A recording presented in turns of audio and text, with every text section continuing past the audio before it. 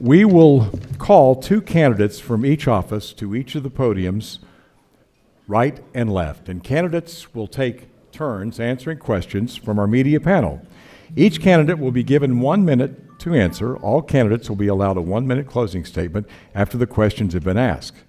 Candidates will be given 2 questions from our esteemed media panel, which we'll be introducing here in just a moment, and allowed a 1-minute answer. All candidates will be allowed, again, a 1-minute closing statement after all questions have been asked. So we do want to introduce our folks here. We've been doing this for a number of years. We're trying to figure out the number of years we've done this.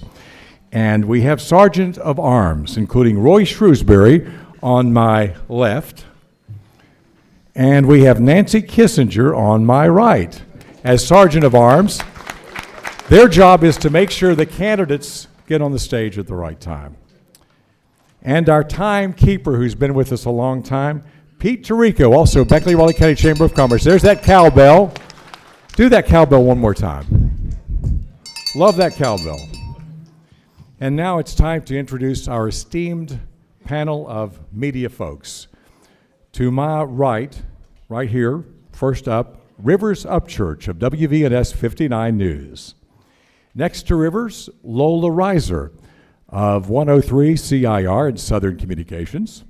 Next to Lola, Matthew Christian of WVVA. Keith Thompson of WWNR News Talk 620 and 101.1 FM. Next to him, Micah Leath, News Director, WOAY ABC4. And last, certainly not least, from Beckley Newspapers, our editor, Eric Cravey. Let's give them all a round of applause. We appreciate you all being here. They're going to be the ones asking the questions of our candidates this morning. And we begin with our national ticket and call U.S. Senate candidates to the podium. Candidates will be given 2 questions and allowed a 1-minute answer. All candidates will be allowed a 1-minute closing statement, just to review. And the first 2 candidates to be called to the podium are Alexander Gasselrud, who is with us this morning, and also David Perkey, which they're both Republican candidates. Welcome to you. Welcome. Thank you. Thank you for having me. Okay, he's not here. Okay. Mr. Perkey did not make it, is not here this morning. So you're going to be the man that we asked the questions of this morning. So we want to begin first with Rivers Upchurch of 59 News, and you have the first question for Mr. Gasselrud. Did I say that right, Gasselrud or Gasselrud? Gasselrud. Can you Gasselrud, hear me? okay. Got Mr. Gasselrud. Good morning. You're running against Shelley Moore Capito, of course. What's one example of something that she did that you would have done differently? A great example would be when she voted for Operation Allies Welcome and Operation Enduring Welcome, which allowed 100,000 Afghans to come into our country. Unfortunately, one of those Afghans that she allowed to come into our country took the life of a West Virginian National Guardsman. With my border policy, I would not have supported that sort of passage and bill. So that's a major difference. You know, we need to send the next generation of border hawk to the United States Senate to fight to secure our border and uphold the sovereignty of the United States. There's a lot of other differences as well, but that's a specific example where Senator Capito let down the state, let down West Virginians. Okay, our next question, Lola Reiser, 103 CIR. Good morning, sir. Good morning. Right now, we are in the midst of a government shutdown. Where do you think we have missed the boat when it comes to the negotiations to end the government shutdown and get so many families back to work, especially when we're dealing with our airports and air security?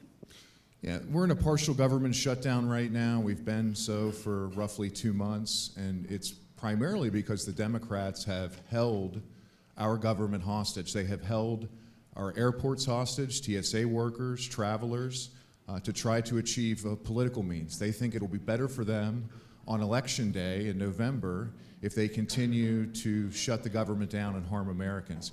We've missed the boat primarily because we've been unable to get people in Washington, D.C. to come together and to pass legislation that would properly fund our government, getting back to regular order, things of that nature. So it's a crime right now that we are in a war with Iran and we have a country that is unsafe as it is.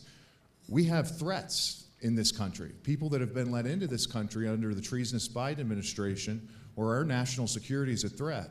And to not have DHS completely funded is a crime right now, and it is the Democrats that are responsible for it. Mr. Gassarud, a 1-minute closing statement. Oh, only 2 questions, huh?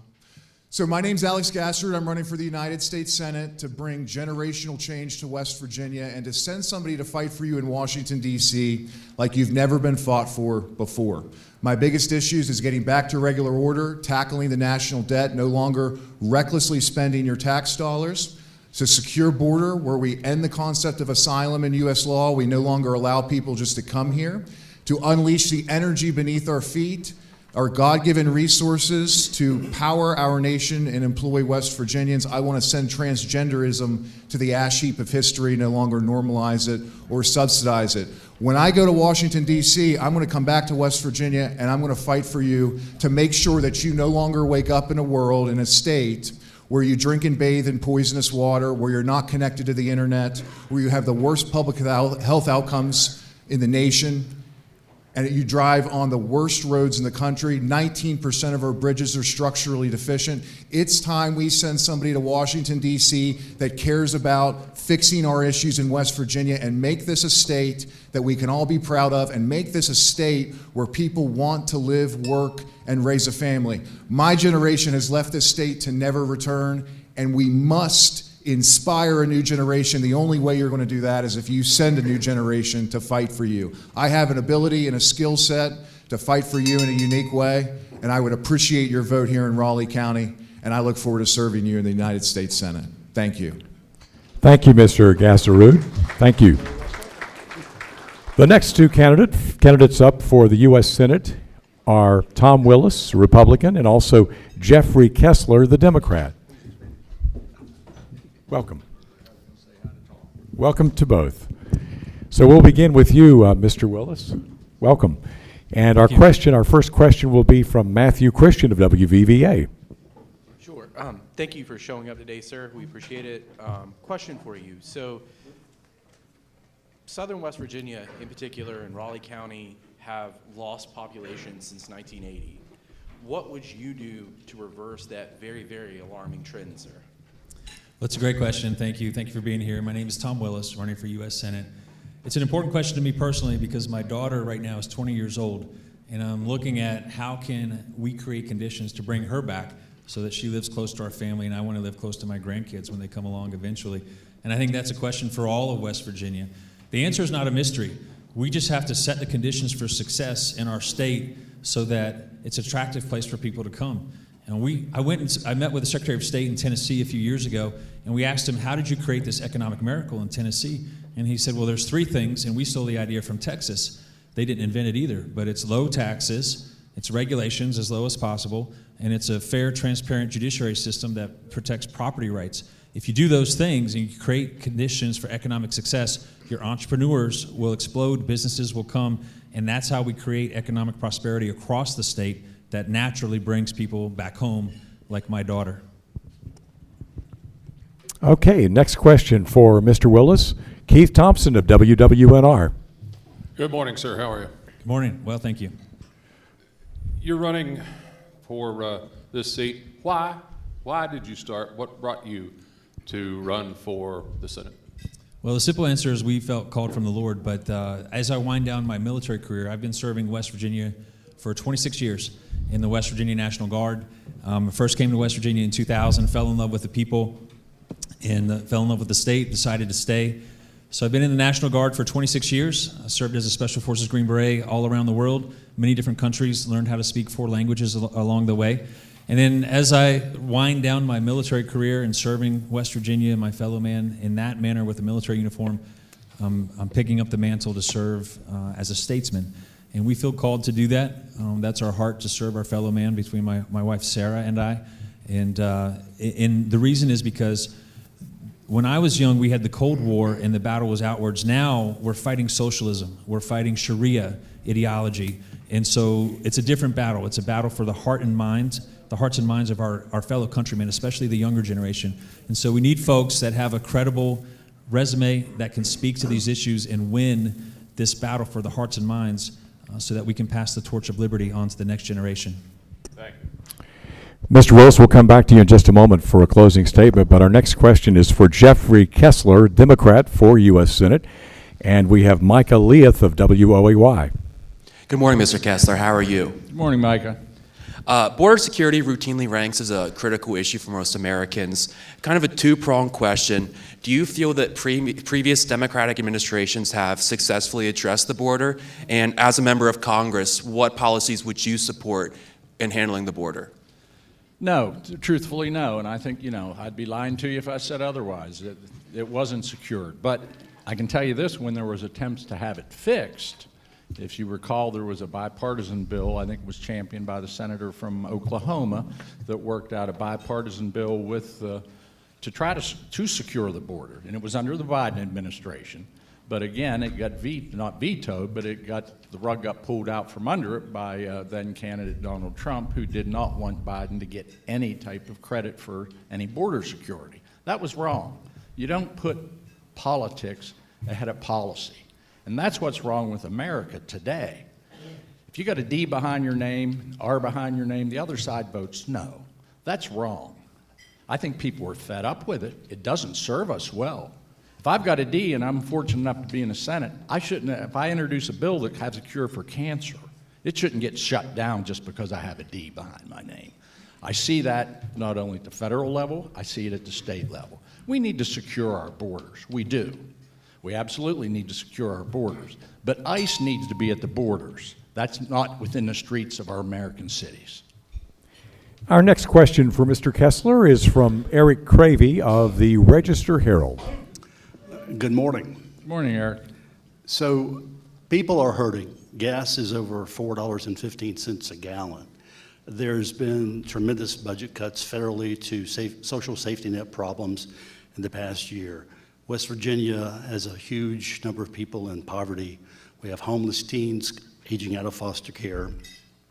What would you do to remedy these types of situations? That's why I'm running. I care about people. And what I see coming out of Washington are not policies that care about people. I got in this race, and what brought me into the race more than anything, West Virginia is enrolled in Medicaid expansion in 2012 and I was a champion of that, to include or to increase health insurance access for our people. The big, beautiful bill that was passed this last session of Congress, there are 600,000 people in West Virginia dependent on Medicaid for their health care. There are, I don't know how many people with the reductions in the SNAP benefits and the WIC programs are going to hurt people. Why? To give tax breaks to billionaires. Last I looked, how many billionaires we got in this state? There was one, and I think he sits on the floor of the U.S. Senate with Shelley Moore Capito, the last I looked. There is nobody being benefited, and I know, by that big, beautiful bill. There are 78% of the people in our nursing homes are covered by Medicaid. 4 out of 5 grandmas, grandpas, whatever. Your wives, your spouses, your children. I'll take care of the people that need a voice to be taken care of. Mr. Willis, a 1-minute closing statement. Thank you very much. My name is Tom Willis. I'm running for U.S. Senate against Shelley Moore Capito. I do believe that West Virginia's best days are ahead, but that's a contingent belief. It depends on us as well. I think we've got to found it on 3 things. 1 is faith in Christ. 2 is hard work, working together to improve our state. And 3, we have to make wise decisions as a people. It's the same advice I gave my daughter before she went to college. Part of making wise decisions is electing good leaders. And I would posit that I'm the only candidate that has business experience, that has political experience, and that has military leadership experience, all in the same candidate that you can send to the U.S. Senate. This is a 2-person race. This is a race between Tom Willis and Shelley Moore Capito. If you want to beat Shelley, don't waste your vote on a 3rd candidate. And I would say that I'm the best qualified person to improve infrastructure and economic conditions for widespread prosperity in our state, the best person to defend our traditional West Virginia family values and secure our border so that we have a secure nation, again, that we can pass to the next generation. Again, my name is Tom Willis. I'm running for U.S. Senate, and I'm asking for your vote on May 12th. Thank you. Thank you, Mr. Willis. Now, a 1-minute closing statement from Mr. Kessler. Thank you. I intend to give you a choice to be your voice in Washington. I have a history. I'm the only candidate that's probably ever put a person in prison for murder or for rape or of a child. I've been a county prosecutor, I've been a city municipal judge, I've been a city attorney, I've been a state senator for nearly 20 years and the president of the Senate lieutenant governor for 4. I have a history of solving problems. When there was a medical malpractice crisis in this state, I fixed it. When there was a workers' comp crisis in this state, I fixed it. When we needed infrastructure programs in this state, we did it under Bob Kiss and Earl Ray Tomlin and myself. We had an infrastructure grant program that during the 2008 recession, West Virginia built things. The Appalachian Park in Charleston, Pullman Square, the Highlands in the Northern Panhandle. We built things, we put people to work. The working class, the men and women of this state had jobs, good paying jobs. They worked. And I'm tired of the stuff that's going on in Washington where I hate you and you hate me. We need to work together as a people, as a country, to solve our problems. I'll do that. Thank you, Mr. Kessler and Mr. Willis. We appreciate it. The next 2 candidates coming up to the podium are also for the U.S. Senate. Thornton Cooper, a Democrat, and Rio Phillips, also a Democrat. Let's welcome both of them to our podiums.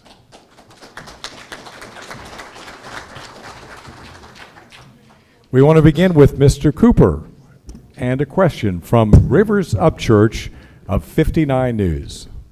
Good morning. Governor Morrissey says we need federal help on child care.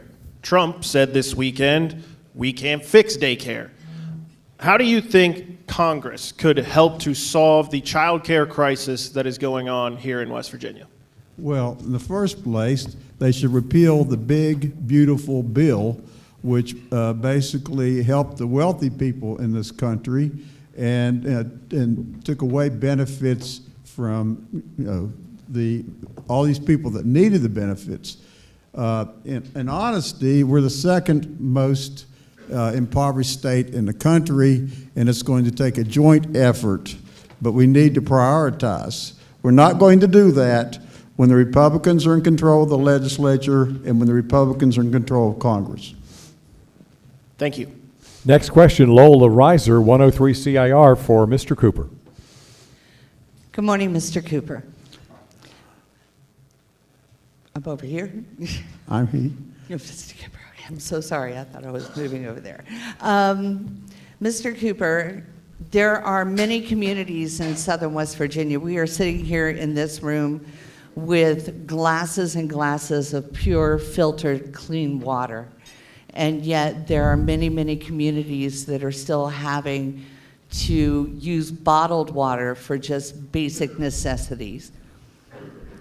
There's been pleas, there's been many bills that have been up and down, but yet there has been no relief. What would you do to fix that problem?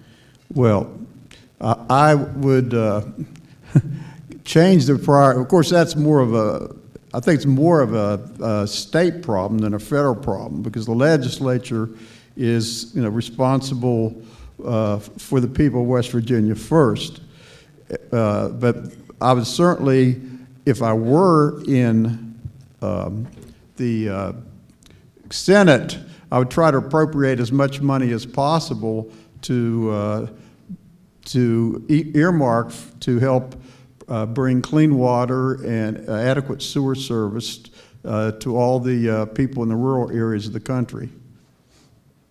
And I used to work for the Public Service Commission of West Virginia for almost 25 years, so I'm very familiar with problems of this sort. But the fact is, the population is getting older.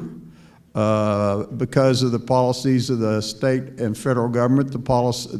The people in this country in this state are getting poorer. And so one of the things I would do would be to raise the federal minimum wage so people would at least be able to, afford more than they can now.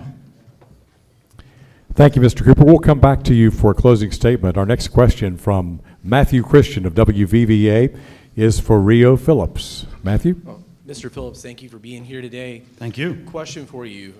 So we have a bright red state here in West Virginia. By some Indeed. measures, it is the second most conservative state in the country. Indeed. How do you overcome that if you're going to be elected to the Senate, sir? I call it the 21% project, right? So the electorate is currently split at 70-30. So 21% to the Democrat, minus 21% from, of course, the Republicans, levels out the playing field. So I call it the 21% project. And in that sense, I consider it a top priority, speaking to the independence of the state, one of the largest voting blocs. And again, speaking beyond partisanship, which I think is incredibly important, because partisanship right now is at its worst in American history, if not for the Civil War itself. So I want to overcome that and work with as many people across the aisle as possible. Simultaneously, we still have to call truth to power. We still have to call out the career politicians. We still have to see the report card for West Virginia at 47th in education, 47th in economy, 50th in infrastructure, major systemic collapse. And we have to be realistic about these things. Simultaneously, we have to do it civilly, and I want to do that. And I feel like I am, and reaching across, the aisle constantly with my neighbors, because again, it's going to take the working class of the state to do it, and I believe that they are every stripe. Keith Thompson, question for Mr. Phillips. Good morning, sir. Glad to have you here. You mentioned just a minute ago about the partisanship in this country, Republicans, Democrats, and that you need to work to overcome that. How? What will you do? Listen more than anything. And what does that mean? That means we don't slander. We don't just resort to attack. We need to bring the temperature down. Bringing the temperature down is a listening. It's a behavior. It's a mindset. You can't genuinely work towards the benefit of West Virginia and think simply in partisan terms. I think that's an impossibility. Simultaneously, this is the system that we have to work with. This is this bipartisan, two-party system. I want to break those boundaries. That's why I'm here to talk about it. I'm really glad that I wish I could have answered some of these other questions, especially the water one. It is essentially one of the worst situations in the whole country when it comes to water. Simultaneously, listening and understanding that we all, especially everyone who showed up here, cares about their communities from various different perspectives. Personally, I come from a family of Cuban immigrants. And if it were not for birthright citizenship, I would not exist. So there are certain policies I'm here to defend, come hell or high water. Yes. Thank you, Mr. Phillips. We'll come back to you in just a moment for a closing statement. Let's come back to Mr. Cooper for your 1-minute closing statement. Thank you so much for hosting me at this event. My name is Thornton Cooper. I am a native of West Virginia. I am a resident of West Virginia. I spent 29 years in state government. I've been, for 48 years, I've been an active member of the state bar. We need to switch the direction of this country. Let me just give you one example of what's happened during my lifetime. We talk about going around the moon the last day or two. When I was 19 years old, I worked in a warehouse for $1.60 an hour. That was a federal minimum wage. Now, if you check as of January this year, you'd have to make $14.14 to have the same purchasing power. So what's happened during my powers has been a great split in terms of not taking care of the working class. My first priority, if I'm elected to the U.S. Senate, is to raise the federal minimum wage to $15 an hour. Thank you so much. Thank you, Mr. Cooper. Now, Mr. Phillips, your 1-minute closing statement. Thank you so much for having us. Really appreciate the opportunity to have this conversation. Limited opportunities on the trail, limited time, as you can imagine. We're really having to squeeze it in. So this is one of the best opportunities, face to face. Listen, Shelley Capito has got to go. Shelley No More Capito has got to go. She's not here. She could have been here. She's not here. She doesn't want to look you in the face. She doesn't do town halls. We all know this. She has to go. Who am I? I'm a working class organizer from Kanawha City. I've been doing working class organizing for 25 years, a quarter century. This is a final boss moment for me as an organizer, going up against Shelley Capito and great people like Jeff Kessler here. So who am I? I'm going to stand with the working class with a spine against this billionaire agenda of endless war, this forever war. I do not endorse it. I do not support it. I want it to end now, and the people that are killing innocent people on both sides need to be held accountable. We should not be a puppet of these agendas that literally drive our inflation into outer space where Artemis is and leave us in debt and completely impoverished. And this state is at the bottom of the barrel nationally, and I want to change it. My name is Rio Phillips. Go to rioforsenate.com. Thank you. Thank you, Mr. Phillips and Mr. Cooper. We appreciate you being here this morning. Let's give them a round of applause. The other U.S. Senate candidates who are unable to attend include Rachel Fetty Anderson, a Democrat, Zachary Shrewsbury, also a Democrat, Shelley Moore Capito, the Republican incumbent, Janet McNulty, the Republican, and Brian McKinney, also a Republican, who could not be with us this morning.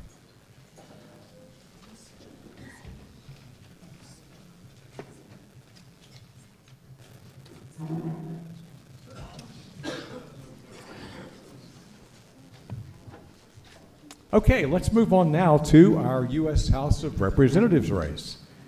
Candidates, once again, will be given 2 questions and allowed a 1-minute answer.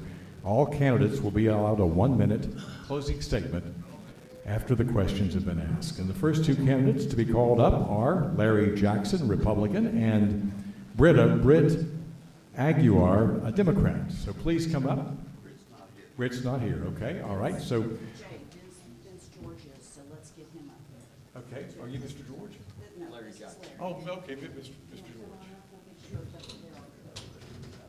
Vince George is here, so we'll invite him up on this side over here.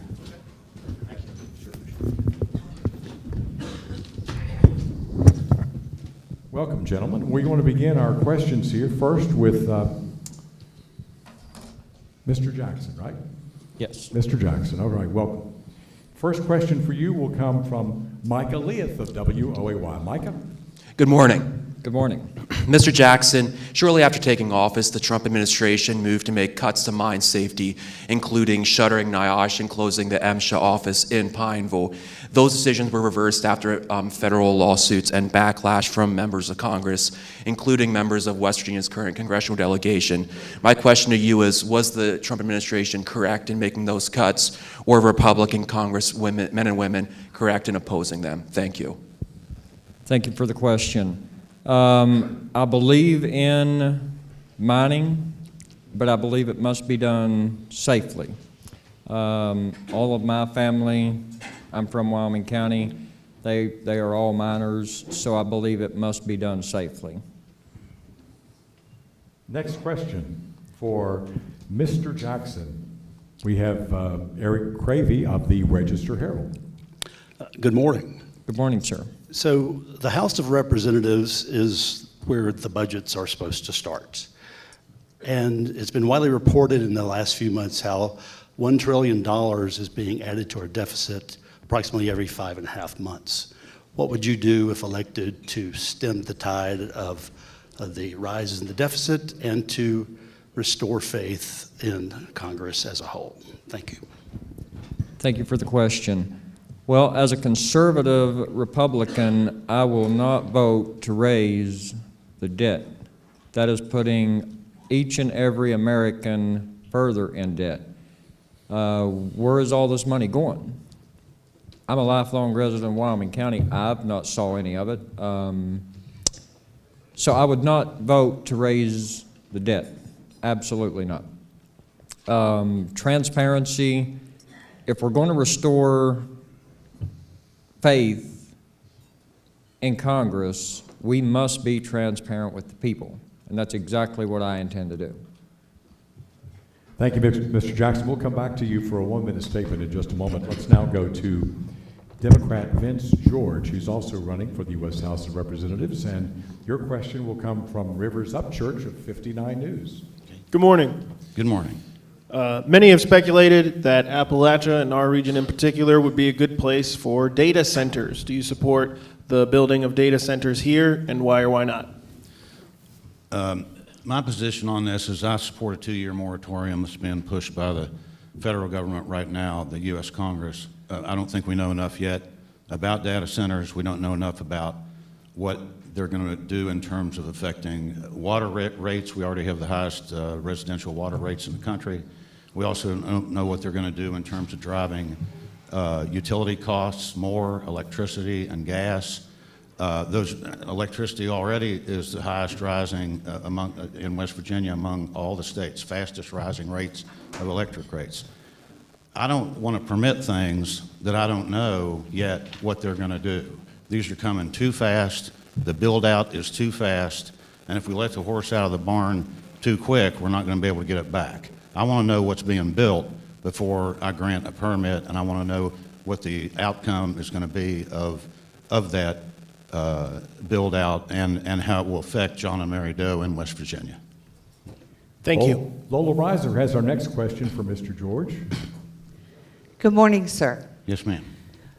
Over the past year, we have seen the dismantling of the Department of Education, as well as a very back and forth, and for me, who has children with student loans, very confusing situation regarding can they get a student loan, can they not get a student loan, paying back student loans. What is your opinion regarding the Department of Education's dismantling and moving forward, being able to fund a higher education for those students who need it? Well, as an example, when I went to West Virginia University in Morgantown, I know you all won't believe this, but it's true. I only paid $159 a semester for a full load of classes. Room and board was only $643 a month. My dad said, "Send him up there. I can pay for him cheaper at school than I can at home."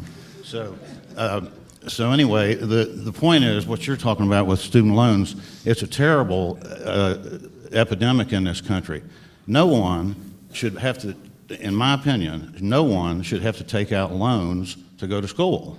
This is a banker's holiday in a lot of ways in terms of those things that have been done and it's a huge, I think it's over $1 trillion now in fiscal debt for student loans. So my thought is, much like other countries, our peers, other industrialized countries, people are able to go to school without taking out loans, without coming out of with their degree. And in this country, I think it's at least $30,000 of debt right out the door. And that hurts with people trying to buy a car or a home or get a job. Thank you, Mr. George. Now, a closing statement from Mr. Jackson. Thank you. I want to thank you all for having me. Again, my name is Larry Jackson, running against Carol Miller for U.S. Congress. You know, and I'm in this race for one simple reason. We are not being represented. I've been on the campaign trail for 16 months. I've saw my opponent one time in 16 months. You know, I'm a lifelong resident of Wyoming County. I've got 6 children. Wyoming County and the southern counties have a major water issue. My opponent in 2023 sent a letter to a resident of Wyoming County saying that she was working on that. Yet in Mercer County back June of last year, she tells the media she didn't know anything about it, didn't know anything about the water issue. She would have to do her homework. So I don't have to do my homework. I live here, I was born here, I've raised my family here, and I'm going to continue to live here. So I've said it over and over, if our elected officials are not out meeting with you, talking with you, how do we know what you need? I will be out with you. Thank you, Mr. Jackson. 1 minute closing statement, Mr. George. Yes. I was raised in South Charleston, West Virginia. That's where I'm running out of for the U.S. House on the Democrat ticket. I just want to emphasize that there's about 40% of the people registered to vote in the state that are either no party affiliation or independent. I want to welcome you to the Democrat Party primary, which the Republicans do not allow you to do. So 40% will take in the primary. And the old adage is if you vote for a winner in the spring, you may vote for a winner in the fall, too. So I believe I've got a good shot at the nomination. I hope you'll give me a chance. Please look at VinceGeorgeForCongress.com. I've got cards here that I will pass out to anybody who wants them and get around to other people. Marshall and WVU colors. I've got family in both camps. And also, I just want to say about the big, ugly, backstabbing bill, that's part of why I got into this race. I couldn't believe that not one of our 4 federal reps voted to derail that train, because that only passed by one vote in both houses multiple times, and they didn't do anything to protect us. That's the first job of any lawmaker in Washington, in my opinion, is to protect the people at home. And so I just want to present a clear choice, a clear voice. Carol Miller robbed the bank. I want to get the money back. Thank you, Mr. George, and Mr. Jackson, thank you. Thank you. Congresswoman Carol Miller could not be with us this morning, and we do appreciate you all both being here as we move on to our state Senate race for District Number 9. And once again, we will have 2 questions to each candidate and a 1-minute answer, of course, and then also a 1-minute chance to wrap up everything in a closing statement.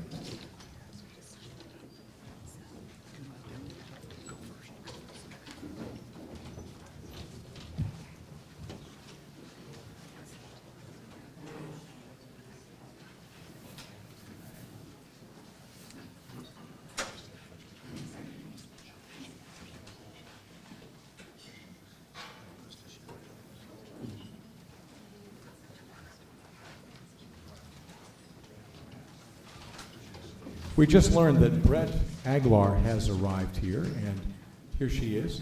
We're going to invite you right up to the podium first thing. How's that? We'll get you started here. Come right on up here.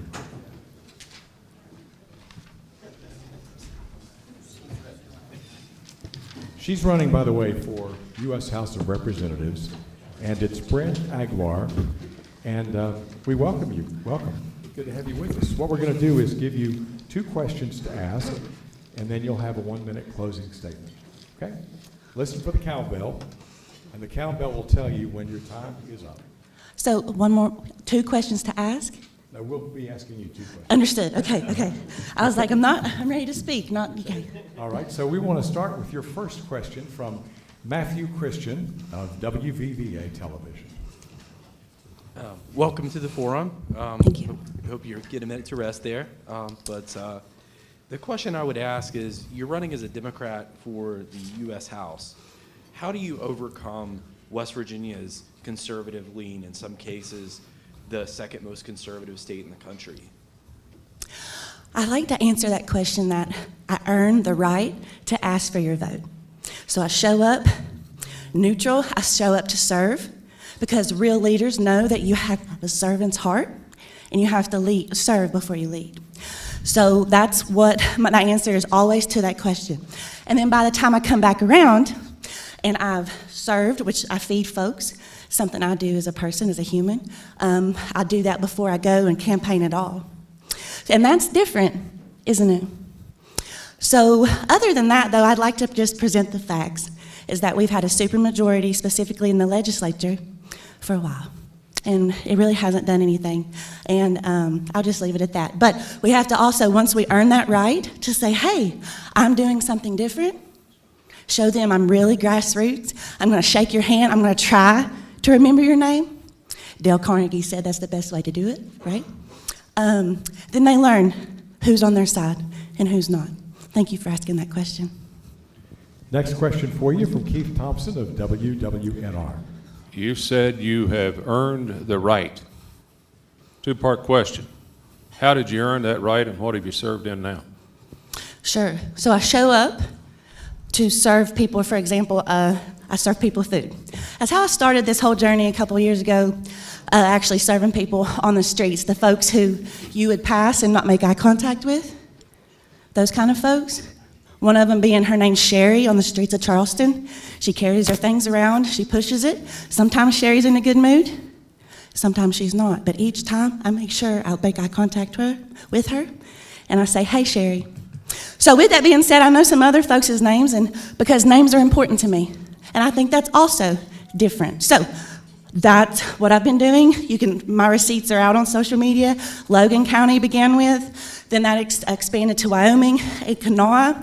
There's actually a mutual aid group in Charleston right now, Appalachian Community Action, and I got that place for them at the Save a Lot building. And I distribute things to them, and they are the ones who are boots on the ground there too. So I'm not just actually actively handing people things, I'm actually supplying things. I also did an emergency warming shelter this year, 17 days straight in Logan County. A lot of good things happened. Thank you.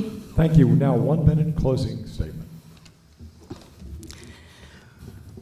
My actual name for my campaign is called Appalachians for Change, doing business as Brit for WV. Because my campaign is about the movement. It is not about the face. It is about actually making change and being the change that I wish to see in the world. And you guys can see that. We are boots and grassroots. That's not a catchy slogan, that's facts. We are out there knocking on doors, learning what's important to people. Yes, I'm a first-time candidate running for a federal office. There's a lot of people who are like that nowadays because we all know this is not normal. Both sides can agree on that. So I'm here to say I'm running for the Democratic nomination in the primary. My name is Britt. You'll see it as Britta Aguirre. And I'm asking for your vote. And I'm also asking, if you're on the fence about it, let me earn the right to ask your vote. And you can see there's plenty of candidates to choose from. And I'm grateful to live in a democracy that we have choices. Thank you very much. Thank you for being with us. Thank you. All right. Thank you. Let's give them all a round of applause. We want to move on now to the 9th Senatorial District. And again, we'll have 2 questions with a 1-minute answer and a 1-minute closing statement. We want to welcome Michael Lewis Antolini, who is with us this morning. This is Michael, and also we have Roland Roberts, the incumbent, with us on my left. And we want to begin the first question for, it's Dr. Antolini. Yes, sir. Dr. Antolini. And our first question is from Micah Leith of WOAY. Good morning, sir. Good morning. My question is about Rayleigh's Law. It died at the last day of the session. It's a bill that would pause homeschool requests for homes that have an active abuse and neglect investigation. And as I said, that bill failed in the last day of the session. My question is pretty simple. Did the legislature fail by allowing that bill to die? Absolutely, they did. They had it in their hands. They were able to do something with it. Several senators worked across the building with the House of Delegates to try to make that happen. And they sat on it all day and played political games with it until it died at 11:59 on the last day of session. There's a lot of excuses being made for that, but I think that with a supermajority and the ability to pass we talk a lot about common sense, and that seems to me like a very common sense law to put in place that protects kids, and that's what we say we're about as leaders and representatives. And so I think that it was a disgrace, and I was sad to see that, but that's how that went down. Next question for Dr. Antolini from Eric Cravey of the Register Herald. Good morning. Good morning.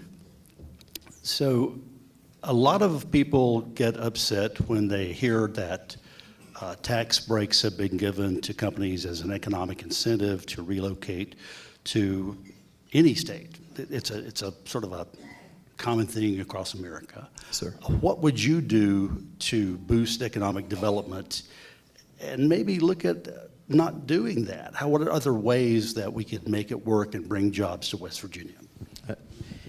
I'm uniquely positioned to opine on that question. I'm a small business owner in addition to being a physician. I own 27 short-term rentals in the New River Gorge region. And so tourism is a very under-leveraged industry that brings outside money to this area. By partnering with other people who are in the position to develop this area and make it more attractive for outside residents to come here and spend time here. We are also bringing outside dollars that we can then help our economy boost it, build infrastructure to make it more attractive both for outside people as well as our citizens. And so by creating opportunity to leverage tourism, I think we really are sitting on a golden opportunity that we're underutilizing right now. Thank you, Dr. Antolini. Hang on for a closing statement here in just a moment. We want to move now to Senator Roland Roberts, also Republican candidate for Senate District 9. And we have a question from Rivers Up Church, 59 News. Good morning. Good morning. We in the media hear almost every day from people here in southern West Virginia who don't have clean water. Yet the Southern West Virginia Clean Water Funding Bill was voted down. And it does not seem like it is as much of a priority in the West Virginia State Legislature as it is to the people who are actually affected by those problems.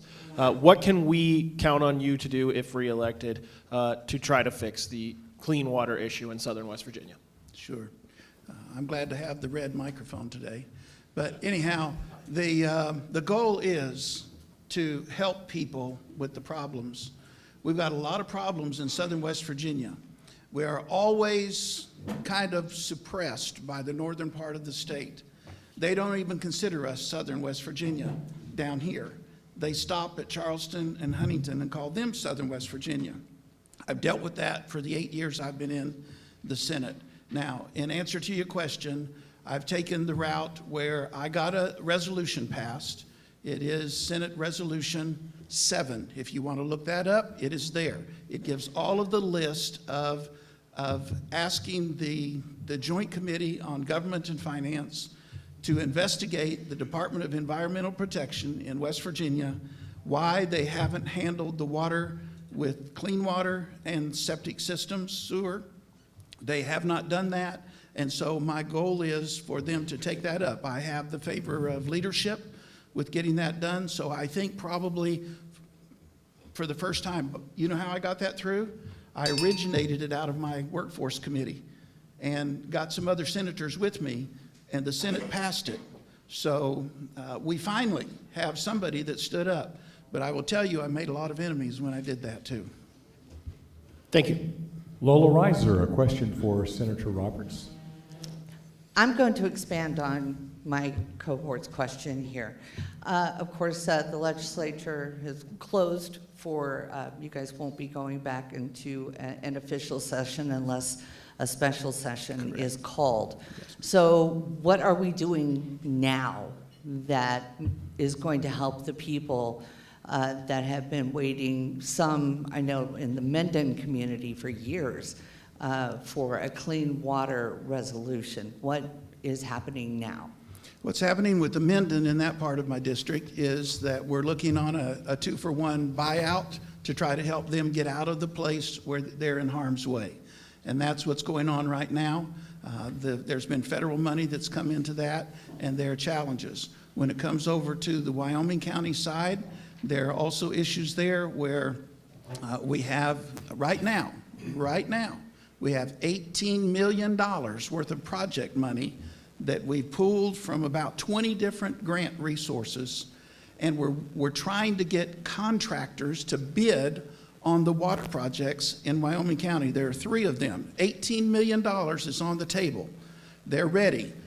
First bid was let out in November. Nobody bid on that.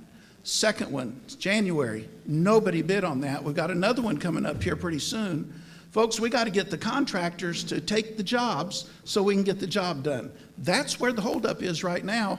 So I would say anybody who's talking to, contractors, get them engaged in doing the projects. The money, we've got the money sitting there, $18 million. And that's an important thing for us to help these people. But if we can't get the contractors to take the bids, we're not going to get the job done. Thank you, Senator Roberts. A 1-minute closing statement, Dr. Antolini. So I'm Dr. Michael Antolini. I'm a family medicine physician. I'm a small business owner. I'm a husband and a father of 4 kids in the public school system. The page is going to turn, if it's not already, in this community and region to the next chapter. And my generation is a generation that's responsible for writing that next chapter. And I think it's time that people that hold that responsibility step up and serve and represent our population and build it. Dr. Roberts just said there's a dearth of people who are willing to step up and even build things here.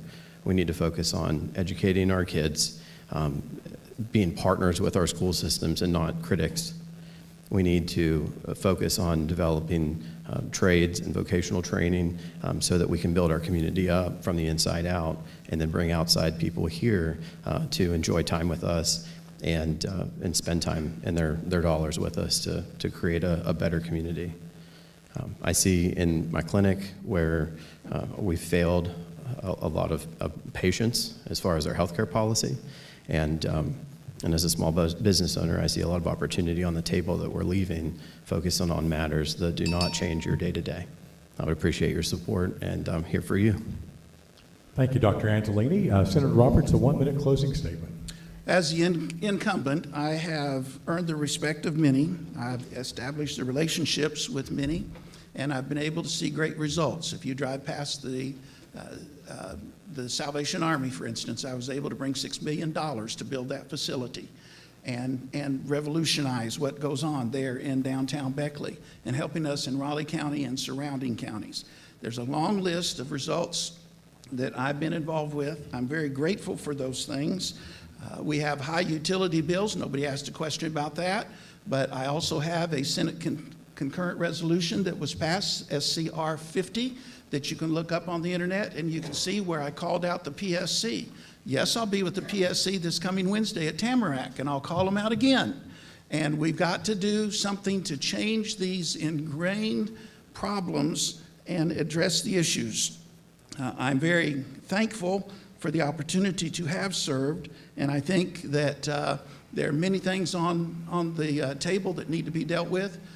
I still have the same motto that I started with. It was the words of Edward Everett Hale. I am only one, but I am one. I cannot do everything, but I can do something. And what I can do, I ought to do. And what I ought to do, by the grace of God, I shall do. I humbly ask for your vote again. Thank you, Senator Roberts and Dr. Antolini, both Republican candidates for Senate District 9 here in West Virginia. The candidates who could not make it this morning, who could not attend, include Christy Cardwell, a Democratic candidate, and also Adam Vance, Republican candidate for Senate District 9. We want to remind our listeners on the radio that you're listening to Meet the Candidates, brought to you by the Beckley-Raleigh County Chamber of Commerce on WJLS Beckley and WWNR Beckley, along with streaming on WVVA on the website, and we appreciate that as well. And thank you for listening or viewing our Meet the Candidates forum this morning here at the Beckley-Raleigh County Convention Center. Now we're going to move to the House of Delegates, District 41. Again, each candidate will be given 2 questions and allowed a 1-minute answer. They'll also have a chance to do a 1-minute closing statement. And the first 2 candidates that we want to welcome up to the podium include Adrian Carrig, Republican for the office, and Jordan Allen Maynard, the Republican incumbent for the office. Jay, do I get 4 questions? Yeah, I just informed that Ms. Carrig is not here, so it's up to Jordan this morning. So thank you. We're going to go to our questions. Delegate Maynard, as we ask Matthew Christian of WVVA to give you your first question. Sure. Thank you for being here, sir. My question, and I've asked this several times, is Raleigh County, I think you also have part of Summers County as well, have lost a good bit of population since 1980. What needs to be done to reverse that trend to get West Virginia back on the positive side of population growth, sir? Sure, and I appreciate that question, and I want to start out by saying thank you to the moderator, the panel, everybody here. It's good to be back. It's good to see everybody. There's a couple answers to your question. Number one, I tend to like to focus on a lot of the positivity of the state and the things that we've done. And how many people in here know that the past couple years, we have had more net in-migration than out-migration? So when we talk about population growth, this is an important fact to bring to the public and to talk about. And it's a very positive statistic, but to your point, yes, our census numbers keep going down. It's growth. I mean, hands down, it's growth, and that's a broad answer, and there's a lot of sub-answers to that, a lot of detail to that, but we have to grow our way out of a lot of these problems. We're not going to tax our way out of the problems. We can't cut our way out of every problem, and so really we have to foster an economic environment to invite people here, but not just invite people here, but keep people here that are already born and raised here. Keith Thompson, next question for Delegate Maynard. Good morning, Jordan. How are you, sir? Great, sir. Hey, you know, for years it was always said that when coal left, and it's not completely left, but a lot of it is gone, that we would rely on tourism and things like that. We're sitting right in the middle of the newest national park in the United States, and it's kind of an undiscovered thing yet. What can we do here in Beckley, Raleigh County, Fayette County, and the surrounding areas to bring more people in, to bring those dollars in with that national park? Sure, and I want to tell you this, so everybody that I know and talk to from the state economic development to local economic development, obviously I see New River Gorge is here today. Tourism is a key facet of an industry in our economy, and marketing is key. We have so many wonderful things, everything from our outdoor recreation, our white water, our four-wheelers and our ATV world, hiking, biking, etc. We have to continue promoting this. Adventures on the Gorge over in Fayette County, there was a guy there, CEO by the name of Dave Harvickson, and a few years back, he told me a statistic. He said, Jordan, for every $1 of marketing that we do, we see a $6 to $8 return on those marketing dollars.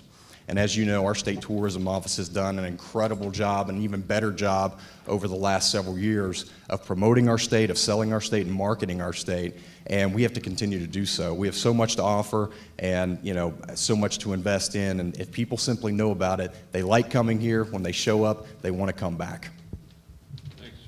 1 minute closing statement. Yeah, and typically I would give a closing statement. I do want to address another question that was asked earlier about clean water in southern West Virginia, because there was a viral social media post and some narratives can get out there. We, this year in the budget, put over $80 million into infrastructure, and that includes water and sewer projects. Is that good enough? No. No, I wish we could put $1 billion into clean water. But the narrative, I just want to correct the record, and the narrative that we're not doing enough for clean water and infrastructure, we aren't, but we are doing what we can. And that $80+ million is also leveraged with federal dollars coming here. And so I do think we need to do a better job. There's more that we can do. However, we've done a lot. And that particular bill, I can go into the details of that bill. However, we've done over $80 million in this past budget for clean water, and you're going to see that continue to roll out. And over the last decade, we've put hundreds of millions of dollars into clean water and to infrastructure. And obviously, it's critical for people for clean drinking water, but it's critical for economic development. And so that's going to continue to be a focus of mine and your legislature. Thank you, Delegate Maynard. Thank you, Jay. Curtis Shaver, the Democratic candidate for District 41 for the House of Delegates race, could not be with us this morning. Now we're going to move on to District 42 in the House of Delegates. Each candidate, again, will be given 2 questions and allowed a 1-minute answer. All candidates will be allowed a 1-minute closing statement after the questions have been asked. And we want to welcome to our podiums. We have Rick Jones here on this side and John Jordan on this side. Welcome to both of you. And we want to begin with Rick Jones, who's Republican running for District 42. And our first question would be from Micah Leith, WOAY-TV. Good morning, sir. Good morning, sir. In the last session, we saw a brief attempt to reform the Hope Scholarship Program before that bill ended up dying. Do you believe that program needs to be reformed? And what else can the state do to improve educational outcomes? Thank you. I believe in choice, and you have the choice to homeschool. I have a problem with me paying my taxes for you to homeschool. I believe in public education. I believe that we need to put that money towards public education, improve the school system, and pay teachers more. If the teachers are not doing the job, they need to go. But I do support the school system, and you have to put money into it to support it. Next question, Eric Cravey of the Register Herald for Mr. Jones. Good morning. So there's tension growing about housing and the safe and affordable housing. What concrete steps will you take to increase the number of livable housing units for working families, and then hold landlords and systems accountable when conditions fall short? Thank you. As I look around, I was a Raleigh County magistrate for 24 years. I dealt with landlord-tenant issues every day. And what I see is twofold. People cannot afford the rent, and then the landlords don't want to put the money back into the rental property to improve it. I had people come and say, my window was out all winter, the landlord wouldn't replace it. My heat was off all winter. I had to use portable heat. The landlord must improve the rental property. The income in Raleigh County and in Beckley area is not, they can't afford rent and work. It just doesn't work out. We need, more money needs to be made by people, but the landlords need to improve their rental property. I do believe that. Thank you, Mr. Jones. Hang on for a minute. We're going to ask you for a closing statement, and we want to move over to Delegate Jordan and a question for him from Rivers Upchurch of 59 News. Good morning. Good morning, sir. Are you in favor of bringing data centers to our area? And if so, how would you make sure that they create long-term sustainable jobs rather than just construction jobs to build the center and then no real sustainable jobs after that? Great question. I feel like that there's a lot of, still a lot of information that needs to be garnered in regards to the data centers. I feel like there's an incredible opportunity for us as a state. Every one of us in this room probably has a cell phone. Everything that we do filters through a data center somewhere. That's not going to decrease in any capacity. It's only going to, as technology increases, it's only going to increase. And so, data centers are going to be built somewhere. And if we here in West Virginia can find a way to welcome data centers to bring the revenue that would bring to our state, which would help in a lot of different areas, but do it in a way where we can protect the water systems, where we can protect our ratepayers, and we can put things in place to find our West Virginia citizens to be hired for their jobs, then I certainly feel like that we need to do that. I think we as a legislature has taken some steps in that direction, but obviously there needs to be more done. Lola Reiser, another question for Delegate Jordan. Good morning, sir. Good morning, Lola.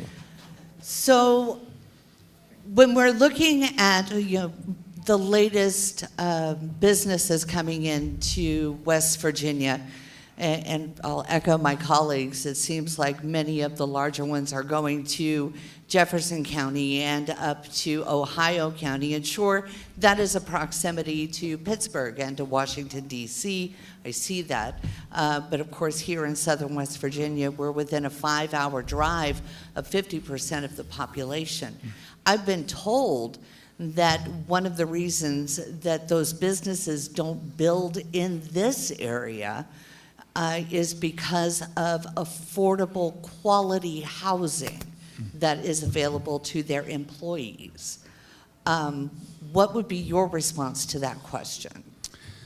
Yeah, obviously, affordable housing is one of the issues that needs to be focused on. I know our Raleigh County Commission just took action to kind of get rid of some of the dilapidated structures in our community, which I think is ultimately going to create the opportunity and space for us to build more housing and affordable housing. So I commend our Raleigh County Commission for what they're doing, and I think we need to continue, as legislators, we need to continue to support our local county commissions and to give them the tools they need to be able to create those affordable housing units from that standpoint. I feel like that in addition to the housing, I think one of the issues is that we need to have a quality workforce for these businesses to come to, which means we need to create an atmosphere for stronger education, equipping these individuals, plus we need to address the things that are robbing people of their capacity to work, like the drug issues that our society is dealing with. Mr. Jones, 1 minute closing statement. I want to thank the Chamber for the opportunity this morning. I'm a U.S. Army veteran of 3 years. I'm a retired West Virginia State Trooper of 22 years. I'm a retired Raleigh County Magistrate of 24 years. All my life, I have dealt with the good, the bad, and the ugly. It's just the way my job life turned out. Let me tell you a true story. We can talk politics. Let me tell you a true story. Back in the mid-'80s, being a trooper at the Company D, right here on the bypass, late one night, 2, 3 o'clock in the morning, I was heading home to Cool Ridge, 12 miles. I get behind a driver somewhere near Beaver, drunk. You just know it. 15 miles an hour, a little left and right. So I hit my lights, Pizza Hut on the left, gas station on the right. He pulled right beside the pump. Good location for what I need to do. I walk up to the car. He was sitting there. He didn't move. He didn't look. So, knock a little louder. He rolled that window down. He said, "Go ahead and fill it up, buddy." That's all. Thank you. Thank you, Mr. Jones. Thank you. Delegate Jordan, a 1 minute closing statement. Thank you. Thank you, Jay. Thank you for the Raleigh County Chamber and for our media guests. Thanks for this opportunity. On December 30th of last year, I was sitting at home minding my own business when I got a phone call asking if I would consider to allow my name to be submitted to the governor to fill an unexpired term for District 42. After much consideration, prayerful consideration with my family and my church leadership, I said yes. It was a tremendous honor and quite honestly a surprise that on January 12th, Governor Morrisey selected me to serve the unexpired term. I've been raised in this great state and spent my childhood on a farm over in Mason County, my teenage years up in Parkersburg, and the last 30 years right here in Raleigh County pastoring. And I've counted it an honor to serve this community and to serve our state. I believe in the West Virginia values. And I believe that God's word tells us that he wants his people to be the head and not the tail. And that is my desire for every West Virginian, that we as West Virginia would become the leaders and not the followers. And I would welcome the opportunity to be able to continue to represent District 42 at the state legislature. Thank you very much. Thank you, Delegate Jordan and Mr. Jones. We appreciate you being here. Courtney Vandal, the Democratic candidate for District 42, could not be with us this morning. Now we want to move on to District 43 in the House of Delegates. Our candidate, Christopher Toney, who's the incumbent, is unopposed and will not be given any questions this morning. So now we're going to move on to District 44, which is the House of Delegates. Each candidate will be given 2 questions and allowed a 1-minute answer. All candidates will be allowed a 1-minute closing statement after all questions have been asked.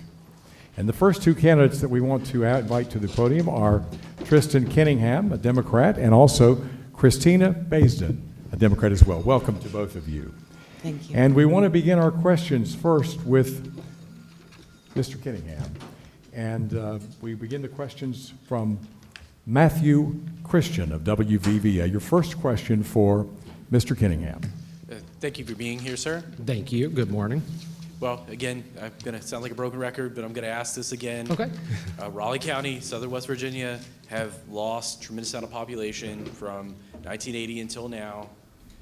What needs to be done to stop that trend and put West Virginia back on the side of positive growth, sir?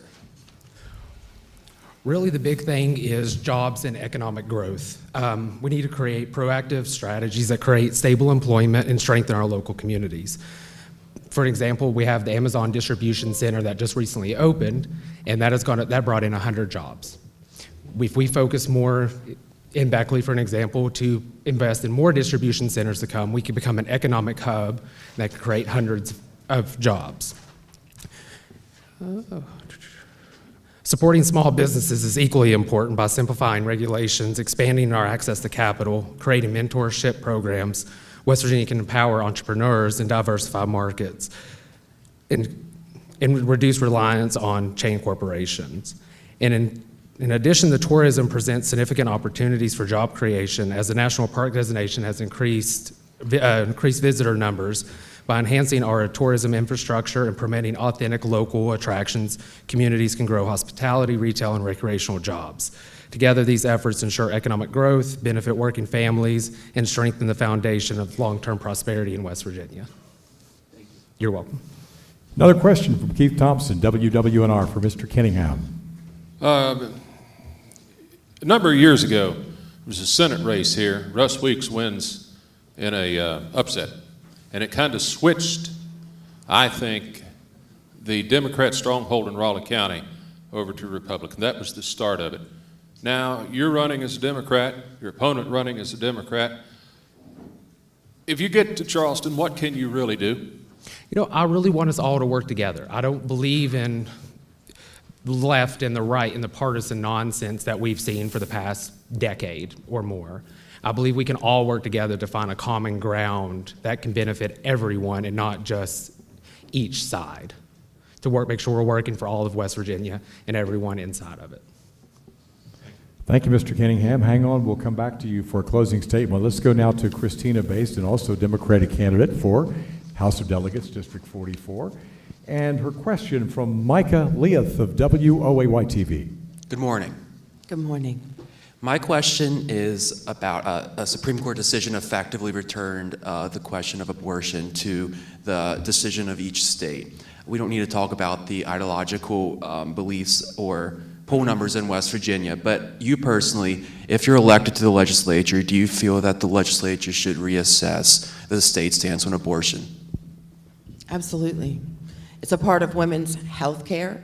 It's a part of our body autonomy. Men's bodies are not regulated by law, and we are. And my question is why? I am an adult. I am an intelligent woman. I am an informed a person. You know, that's between me and my doctor. Am I going to get an abortion? No. But I don't know all circumstances. These cookie cutter type of legislation,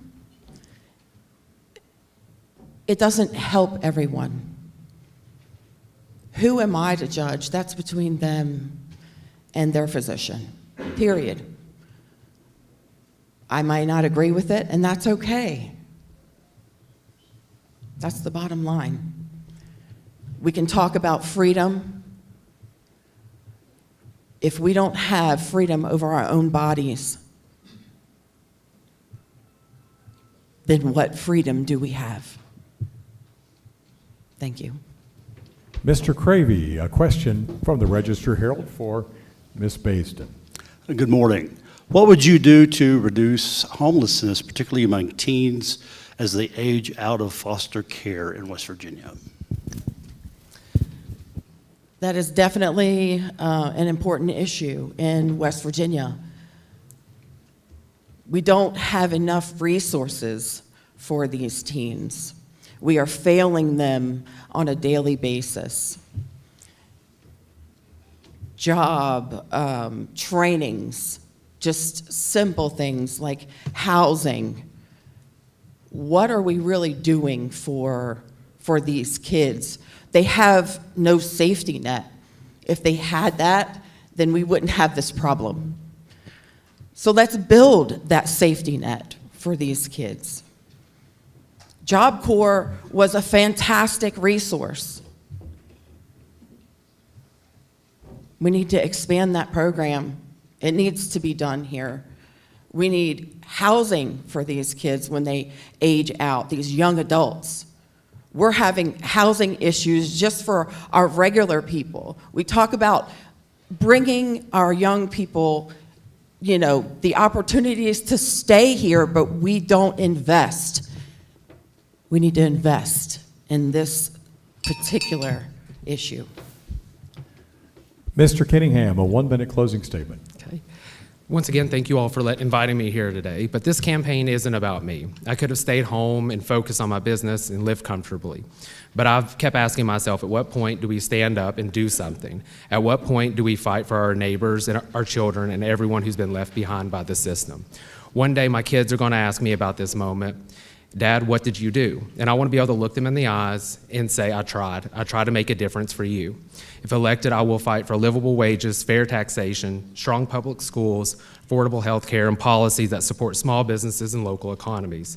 I believe leadership means listening, showing up, and doing the hard work every day to serve the people and not the special interest. I do not have all the answers, and I'm not well-versed in every issue we face, but I am committed. I'm committed to fighting for our communities, our state, and everyone in West Virginia deserves to be heard. Thank you, and I would be honored to earn your support today. Thank you, Mr. Kenningham. Ms. Baston, a 1-minute closing statement. Thank you for the opportunity to be here. I'm a mother, I'm a spouse, and I'm a proud blue-collar worker. I'm also a community advocate and a human rights activist. I've been out here in the community for the past 10 years, dedicating my life to the people who live here. I know what it's like to have a job and try to make ends meet, try to make your money stretch. I've lived it every single day. I have a long record of standing up for what is right, not what is popular. My slogan is for the people for a reason, because I don't bend to special interest or pressure from people who think that I should say or do otherwise. I've been out here helping people fight for against these utility rate increases and pushing back against systems that leave working families behind time and time and time again, because I am that working class family. These are not just issues, they are realities to me. Please vote for me, Christina Baston, House of Delegates, District 44. Thank you, Ms. Baston and Mr. Kenningham, both Democratic candidates for District 44 in the House of Delegates. As we welcome up the incumbent, Carl Bill Roop, who is the Republican incumbent for District 44 House of Delegates. Welcome. Jay, do I get 2 questions here, 2 over there, and then closings just on both sides? Just 2 in a closing statement. Okay. Just checking. We're going to begin with Rivers Up Church for your first question from 59 News. Morning, Mr. Roop. We need better jobs coming, especially to the southern part of the state. What could, if reelected, we count on you to do concrete steps to bring better, more sustainable, higher paying jobs to this area? Thank you for the question. Perfect. Economic development. That's exactly what 2 years ago I spoke about. That's what we're still working. The House of Delegates this year passed 10 economic development bills. Each one dealing with different aspects of economic development to help Raleigh County, to help Southern West Virginia, and to help District 44. Those didn't all pass, but doesn't mean we're not going to push them again next session. We passed child care this year. Very important economic development bill. Those are things that we need here to attract. We just opened Amazon, 100, now 200 jobs there. We're looking to announce a new nursing home, 100-bed nursing home. We're looking to continue to open businesses down along the 19 corridor and other parts of this county, other parts of the city that will help. That's what we have to do to bring these businesses in. We have a lot of tools in our tool chest that we can incentivize to bring these businesses to Southern West Virginia. Lola Reiser, 103 CIR, your next question for Delegate Roop. Good morning, sir. Good morning, ma'am. You know, I was talking about bringing businesses in. Of course, roads, water, infrastructure. We've been talking a lot about that here this morning. But the one thing that we're having a hard time keeping is our teachers, and especially specialized teachers, the special education teachers, those teachers that have a very special gift. How are we going to build our education workforce and make our schools better in Southern West Virginia? Well, you're talking public education. I'm a product of public education. My kids went to Maxwell Hill, Beckley, Stratton, graduated Woodrow. One's now at the osteopathic school, and one is soon to graduate, I hope, from that other school across the line, Virginia Tech, with an engineering degree. But with that said, special needs hits home to me because my sister is a special needs teacher. And those kids in her class came to Charleston to see me. And they were so excited. And that's exactly the folks that we have to help. And we passed an education bill this year, a new formula that dealt with special needs. It put more money in special needs because absolutely we have to do that. We're not taking care of these situations. So we need a new formula, school aid formula, to help. The new formula would have increased funding for Raleigh County, McDowell County, and some of the other southern West Virginia counties. That's what we have to deal with, special needs. We also have to attract those teachers, those special teachers. Every teacher I know, I can go back through my grade school many years ago, and I can tell you my grade school teachers, my junior high teachers, and my high school teachers, they're important. We need to take care of them. A 1-minute closing statement, Delegate Roop. As I stand up here, a couple years ago, I looked, scared to death, didn't know what I was getting into. I'm not sure I still know what I'm getting into, but I look out and I think of things my parents taught me as a veteran, what I learned in the military, loyalty, respect, and hard work. That's what I'm about. That's what my life has always been. Hard work here in Beckley, in Raleigh County, in southern West Virginia. I look out and I could go through table by table and say, hey, Kelly Gano called me for a vape ordinance. Raleigh County had the first one passed. We now have the VAPE Act in West Virginia. Dr. Dumas and I talked an hour or two, CASA. People in Charleston didn't know what CASA was. We had to, one, sell them on the idea, and we doubled their funding this year. So those are things. As I look back, Randy Venerable, FMRS, we have to protect FMRS. Hours and hours have went in to protecting FMRS, not only for the 150 jobs, but for our area of mental health. And one more, Jenna Belcher and I have worked closely economic development for Southern West Virginia and for our area. Thank you. I appreciate you. May God bless everyone here and our state. Thank you, Delegate Roop. Thank you. Now we're going to move on to District 45 of the House of Delegates. Again, each candidate will be given 2 questions and allowed a 1-minute answer. All candidates will also be allowed a 1-minute closing statement after all questions have been asked. We want to invite Delegate Eric Brooks to our podium along with Dr. Joseph Golden, Democratic candidate, and we want to begin the questioning with you, Dr. Golden. And our first question is from Matthew Christian of WVVA. Well, I'm not going to ask my standard question. I'm going to ask you a different question, which is, how do you, the legislative session ended a few weeks ago. If you were in the legislature during this previous session, what bill that didn't pass would you have supported, and what bill that did pass you would have said, no, I don't want that to pass, sir? The one bill that was killed at the last minute is Rayleigh's Law. And I think that it's reasonable to ask that if a child is being removed from the school system for homeschooling, that it's a standard check be done to make sure there's not abuse or neglect taking place in that school, in that home. We all expect that people working in the public school system are vetted for any past crimes or accusations that may reflect on their ability to do their job.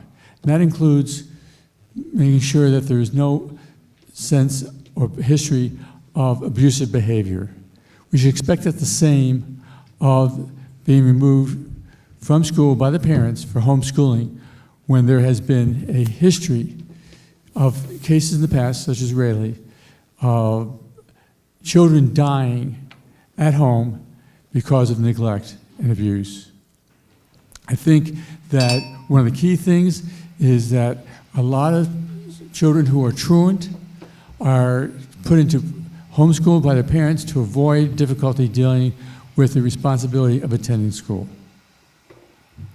Keith Thompson, another question for Dr. Golden. Dr. Golden, you medical doctor, 50-plus years serving people in this area.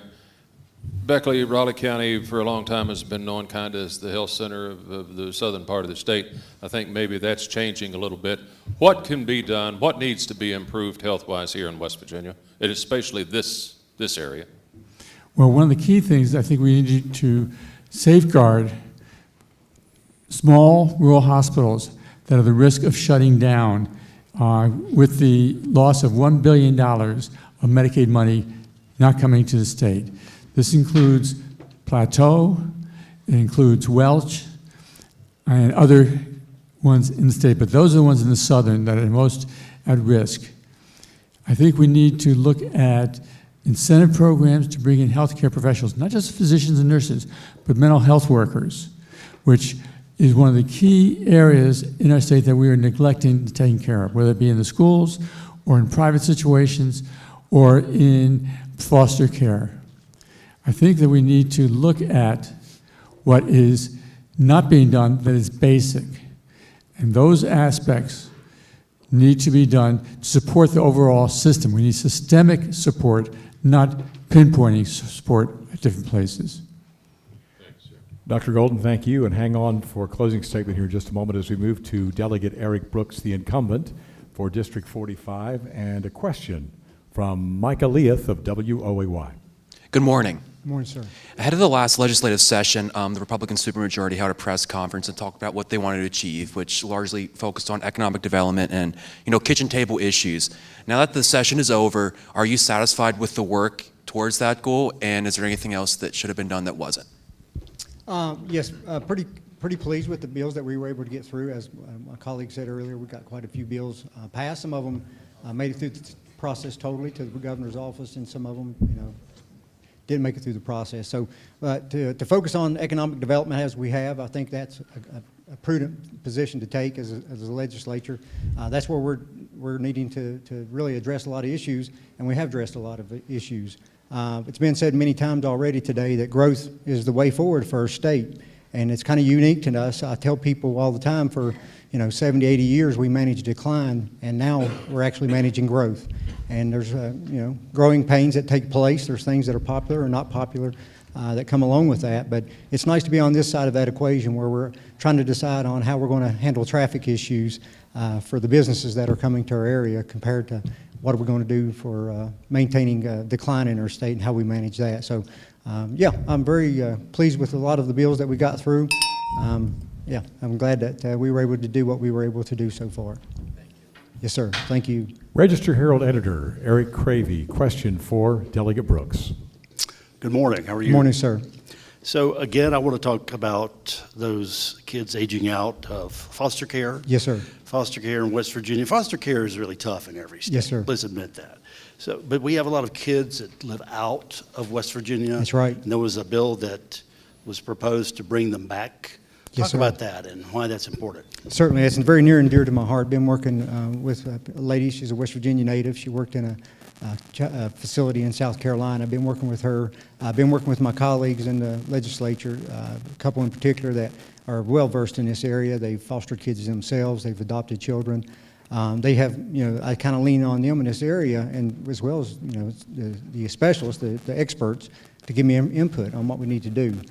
We do have, I think we have about 700 kids out of state. It's costing us about $40 to $50 million a year to subsidize that. And I think we need to bring those kids home. I've had some discussions with local medical facilities to potentially be a partner with us to help bring some of those children home. Obviously, we'd have to enter in some kind of a contractual obligation for them to maybe provide facilities, even build a facility.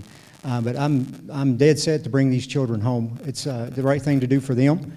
It's the right thing to do for the parents and the grandparents that live here in our fine state. And it's something that I'm dedicated to accomplishing before I leave that place. Thank you, Delegate Brooks. Now a 1-minute closing statement from Dr. Golden. First of all, I want to thank the Beckley-Raleigh County Chamber of Commerce for having us all here and having us be able to let you all know who we are and to talk with each other.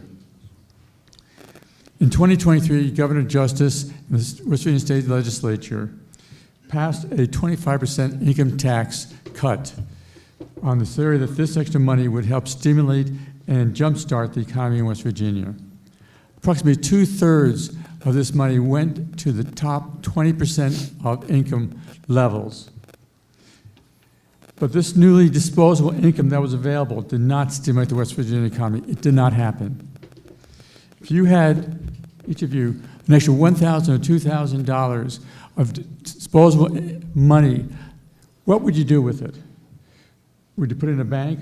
Probably not. You'd probably put it in an investment fund, 401k or an IRA. And where does this money go from there? The funds would be then spend this money to buy stocks and bonds outside of West Virginia, in the national economy and in global markets. This money leaves West Virginia for the investment in other parts. This also goes for property tax breaks for corporations that have companies in plants in West Virginia, but their headquarters are elsewhere. It's reducing the cost of running. If elected to the West Virginia House of Delegates, I will promote and speak for sensible fiscal policy budgets that truly keep the taxpayers' money in West Virginia and promote economic growth on a platform that will benefit all the people of West Virginia. Thank you. Thank you, Dr. Golden. Now a 1-minute closing statement, Delegate Brooks. Thank you, Jay. Thank you all for having me here today. It's an honor to be here. I've had the honor of representing District 45 for the last 4 years in the West Virginia House of Delegates. I didn't make a lot of promises when I campaigned the first time, just promised to be a conservative voice for my people in Charleston.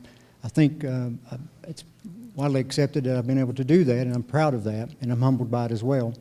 My wife and I, Jennifer, we'll be married 32 years this July, have 3 grown children. My son's active duty in the Air Force. He's married recently. My middle child, oldest daughter, is a teacher by trade. She's a homemaker now. She has our grandson, who's at the house waiting on me when I get done here this morning. I get to see him. And my youngest daughter has a degree in sign language and works for the Kanawha County Board of Education. And she's getting married this Friday. So busy times in the Brooks household, to say the least. But it's been an honor to serve you. I look around the room and I've seen a lot of people that I've had the opportunity to interact with that have reached out to me for help. And I pray that I've been a good partner with you to help you any way that I can.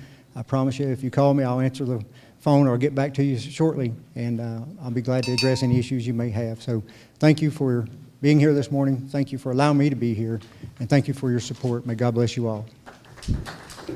Thank you, Delegate Brooks and Dr. Golden, District 45 House of Delegates. Now we're going to move on to the official nonpartisan ballot. First up, the ballot of Justice of the Supreme Court of Appeals of West Virginia, Division 1. There are 5 candidates on the ballot. And first, we want to call up the 2 Raleigh County candidates to the podium. The 2 candidates will be given 90 seconds to make a statement. There's Todd Kirby to my right and H.L. Kirkpatrick to my left. And we want to begin with Todd Kirby. Judge Kirby. All right. Good morning. Thank you, Jay. Thank you to the Chamber for putting this on. Any of you that don't know, my name is Todd Kirby. I currently serve as the Chief Circuit Court Judge right here in Raleigh County. Prior to that, I had the honor and privilege of serving this community as an attorney representing children, families, foster parents, not only within our abuse and neglect system, but within almost every area of law. I can tell you that it has been a privilege to have earned your trust and your respect over the years and to continue to earn your vote. And I'm asking you one more time to help me go and protect the interests of the people and to give them a representative on the court that will speak for them and have their back. You know, one of the things that sets me apart, I believe, in this race is I have characteristics that maybe some of them have, but I have all of these characteristics. I have a young family. I'm invested in this state. I understand how high the stakes are. I also am well-versed in abuse and neglect law, having served not only as a guardian ad litem, but also as an assistant prosecutor prosecuting these cases. I also had the opportunity to sit on the House Judiciary Committee where we specialized and focused on the abuse and neglect system and tried to make it better for our children and our families. But I'm also the Republican conservative candidate for this race, having been endorsed by 30 of the most principled conservative members of the House and Senate, also endorsed and supported by Make Liberty Win and other conservative groups. And so it's easy for election time to come around and everyone amazingly become very conservative. But as most of you know in this room, I have been consistent in that. I understand first and foremost that our rights come from God. They do not come from government. And as justice, that's exactly how I perform my role and my duty. Thank you. Thank you, Judge Kirby. And now we're going to move to my left with Judge H.L. Kirkpatrick. Good morning. Most of you folks know me.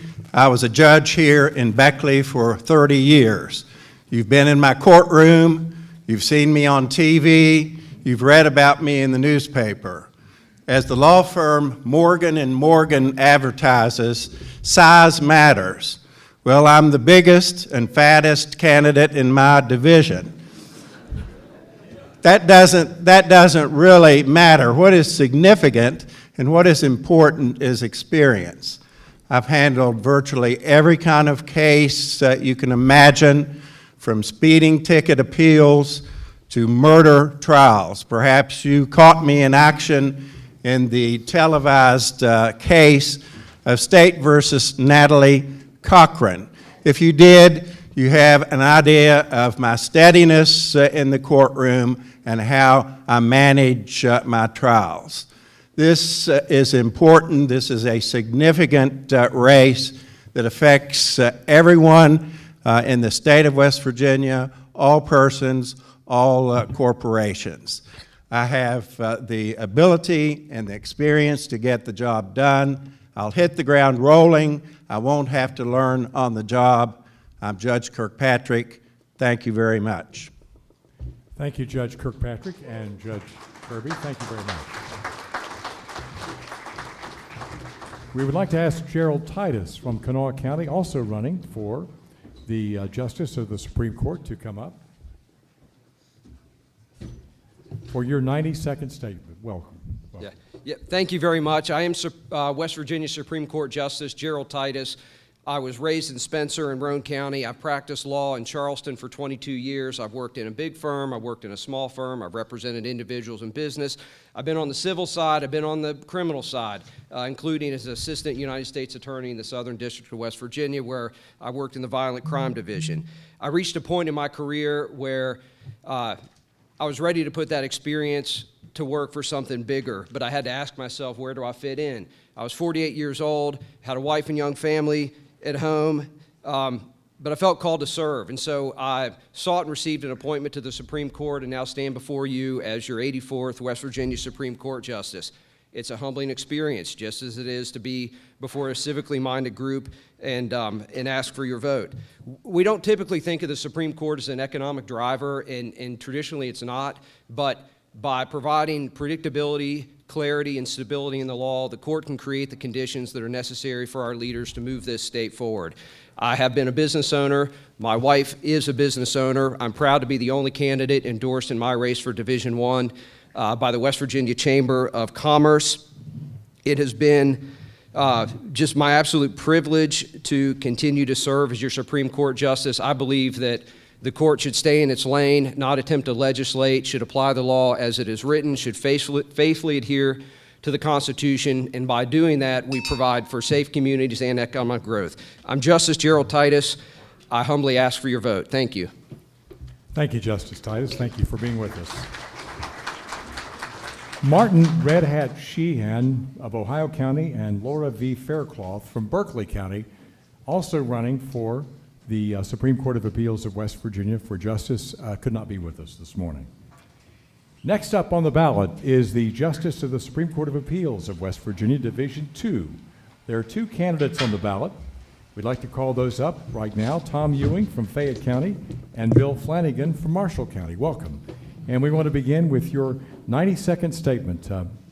Judge Ewing. All right. Good morning. Yeah, so I'm Tom Ewing. I'm presently on the Supreme Court. I'm the 83rd Justice. I was appointed just shortly before Justice Titus. I was previously a circuit judge in Fayette County for about 7 years before I was appointed to the Supreme Court bench.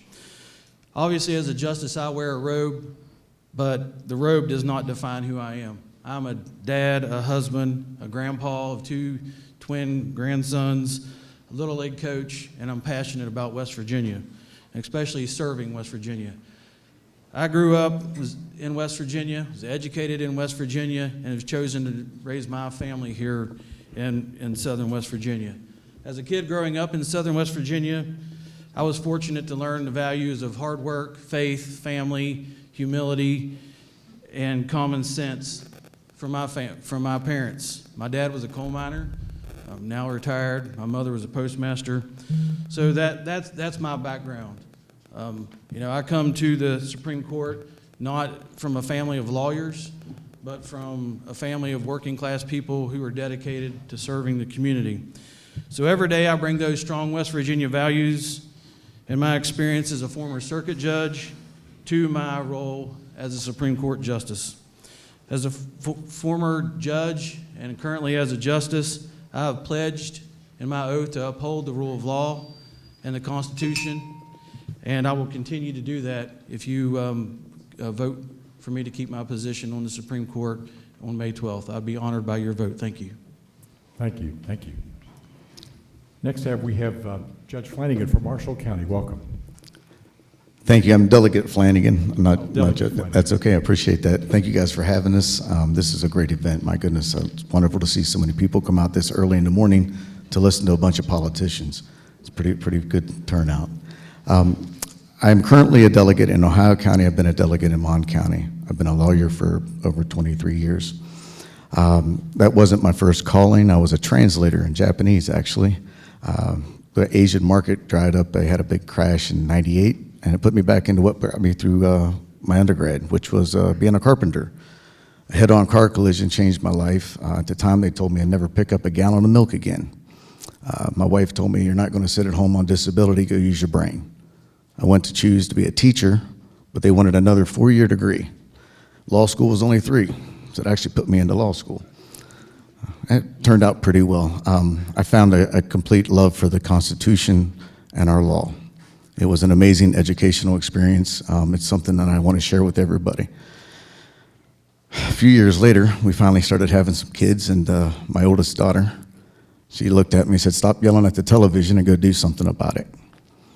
And for an 8-year-old, that was pretty good thought. That put me into politics. I started running for offices, representing Montague County, currently Ohio County. One of the things I've done is really love the way that I've been able to craft, debate, and amend all of our laws. I've been able to make sure that, May 12th, you get to vote for either Tom or I. We're on Division 2. I look forward to having everybody come out, and I'd like for your vote. Thank you. Thank you.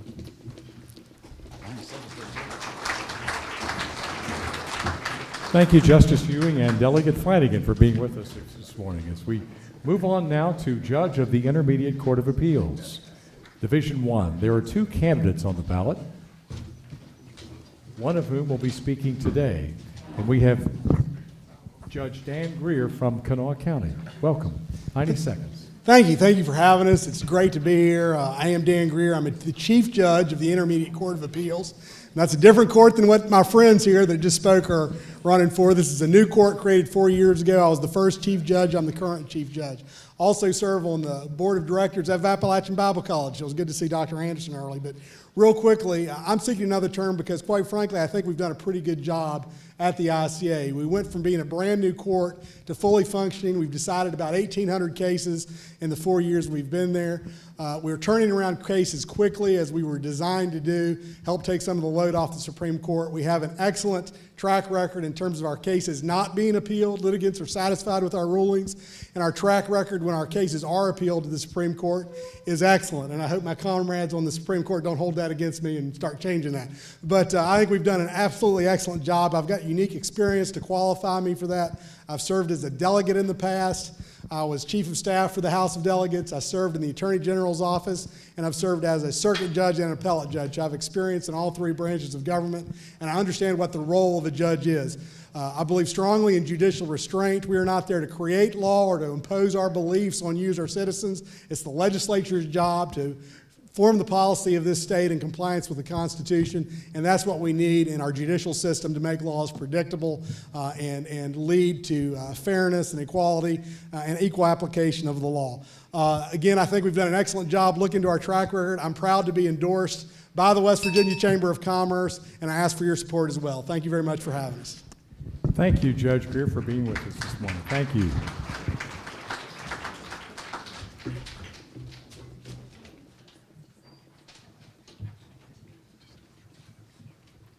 All right, we're going to move to the Board of Education. It's a nonpartisan ballot in Raleigh County. The candidates will be given 60 seconds to make a statement. Charlotte Hutchins is running unopposed in District 2. For District 1, we have 3 candidates, 2 of which will be chosen. We have to my right Larry Ford and Ron Cantley to my left. We want to begin with incumbent Larry Ford, 60 seconds. Can't say a whole lot in 60 seconds. My name is Larry Ford, and I'm obviously running for the Raleigh County Board of Education re-election. I'm a graduate of Shady Spring High School. I attended and graduated from Bluefield State College. And after that, well, first off, I drafted into the Army in 1968. I served 3 years, was honorably discharged, and then I joined the Army Reserves, where I stayed 20 years and retired in 2003, excuse me.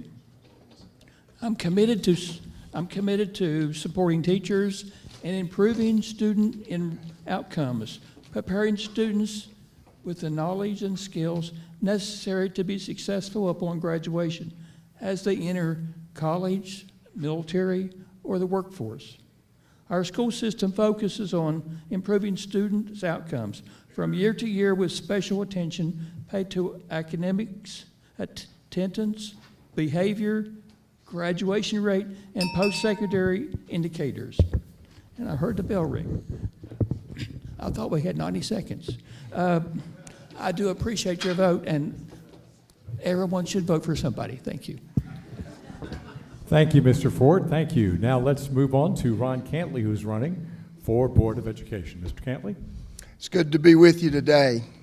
I'm an educator. 60 seconds is not a problem. We can adapt on the fly. It's good to see many former colleagues, friends, and neighbors, students, athletes, people that I've worked together with, and we've done good things together, and I'd like to continue to do that, if you would permit me to do so with your vote. When you know what you're called to do and you know what you're supposed to do, things get very clear. As an educator, I believe that we should meet student needs first. There are 3 student needs. The first most important one is safety and supervision, keeping people safe, going home healthy every day, physically and mentally. The second student need is cognitive needs, what we teach and how we teach them. The third student need is affective needs. Those are things like emotional safety and psychological well-being. Anytime you improve one, you improve the other 2, and that's the core of who I am as an educator and the core of who I continue to be as a board member. Thank you so much. Thank you, Mr. Cantley and Mr. Ford. We appreciate it. We also have with us this morning Marie Hamrick, and we'll invite her up for her comments. She is also running for Board of Education. 60 seconds, Ms. Hamrick. All right, thank you. Hi, I'm Marie Walker Hamrick, and I am running for re-election to the Raleigh County Board of Education for District 3. I served in Raleigh County Schools for 42 years as a teacher and a counselor. I was also led the Teacher Association for about 15 years. Raleigh County does an excellent job. I meant to bring the law book. It's about this thick. We have to follow exactly what the legislature dictates for us to do, and it grows every year. Raleigh County does a really good job managing taxpayer money, but we always keep students first. I'd appreciate your vote on May 12th. How's that? That was great. Very good. They said they saved the best to last, so there you go. Thank you, Ms. Hamrick. Thank you.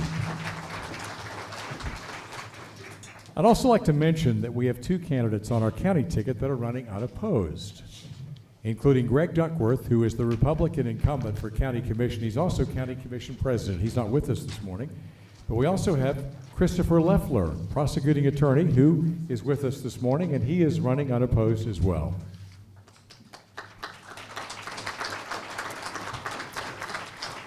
And we're finished. We're finished. This is it. This concludes our Meet the Candidates. We do want to stress to you to please get out and vote. The primary election is Tuesday, May 12th. We thank you. We thank our sponsors, our media panel, and the Beckley-Raleigh County Chamber of Commerce for making this happen. Thank you so much. And also, we want to take a short break to enjoy the exhibit hall and networking opportunities. We'll reconvene at 10 o'clock for our first general session.